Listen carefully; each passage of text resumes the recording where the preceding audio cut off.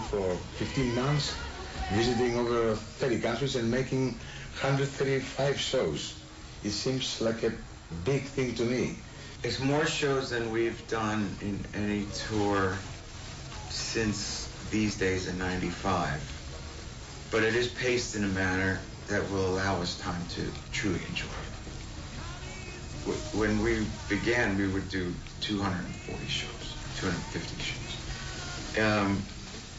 But now we figured out how to love having fun up there and then taking off for 2 weeks, 3 weeks, 4 weeks, going back.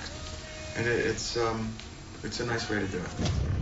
It's my life, it's now or never.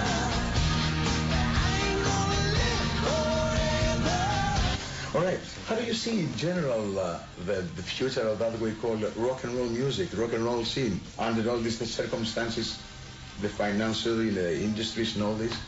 Yeah, it's changed quite a bit. I mean, it's all air music, you know. We talk about the actual having something in their hand and being able to read it. It's changed. It's changed for us, you know. Whether it's something intangible. You know, if you had asked me that question 5 years ago, I would have said that the music business is probably over.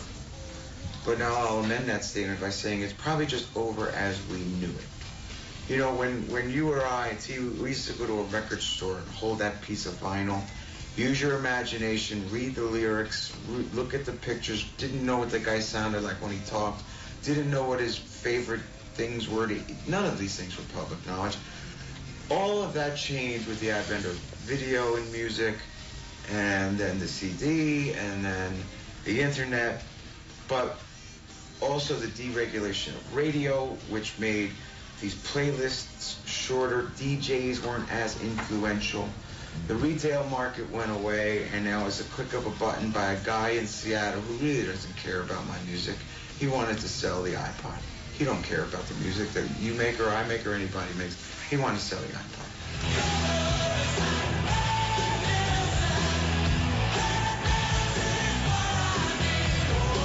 That even aside, here's where I see the beautiful silver lining.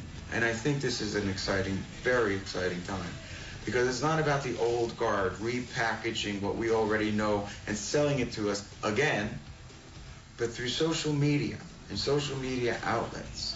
The kids that are picking up instruments and learning to play them don't care about the radio station that only plays the 20 songs, don't care about the video channel that only plays those 20 videos.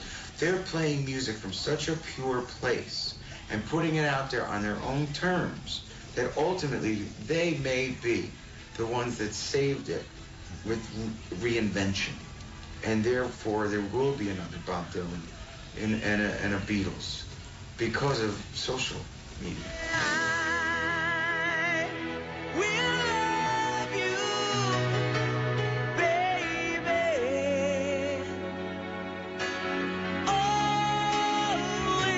I mean, it has to be unique when you play in front of hundreds of thousands of people. I mean, I can understand it, I cannot feel it.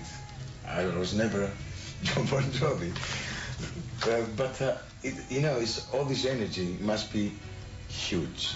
It's something absolutely great. How do you feel, you guys? How do you feel with all this thing?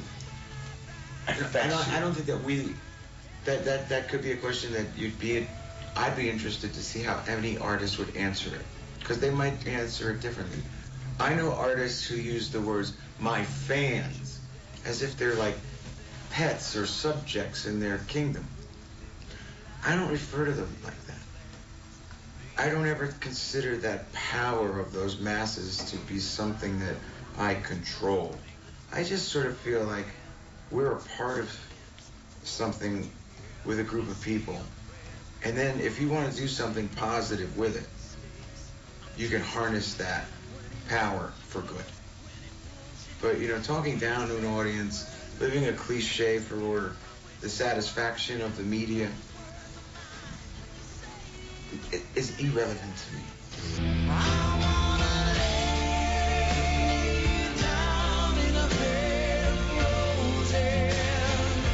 Some people, they might say, you know, you can be easily addicted in this fame. Some people might say sure. that. And I think that there are those And God bless them for it. You know what? And if it lasts that 5 minutes until they figure it out, but God willing they get through, enjoy the ride. Go and smile in the mirror at yourself. You know, make a fool of yourself. Go ahead. But if you want to be here, not 1, 2, 5, 10 years, when you want to be here 25 years and more and still be relevant, stop looking in the mirror. You know, go do something. Go make a difference. I know you guys, you got children, kids. Would you advise them to be musicians? You know, I think it's important to show everything you can to your child and let them take their own route. Because one thing you can't forget is the world moves so fast, and I always believe that the old ethics and things that I learned when I was a child, if I could just bestow a little bit of that and just put it all out there on the table and let the children take it if they want. I would never force anybody. Tomorrow's getting harder, make no mistake. Lucky, gotta make your own breaks. I'm not pushing it on them. If they found music because of the way we found it, you know, it's not like we come from famous fathers in some rock band. So we found this thing that drew us in, and there was no other option. This was it, you know.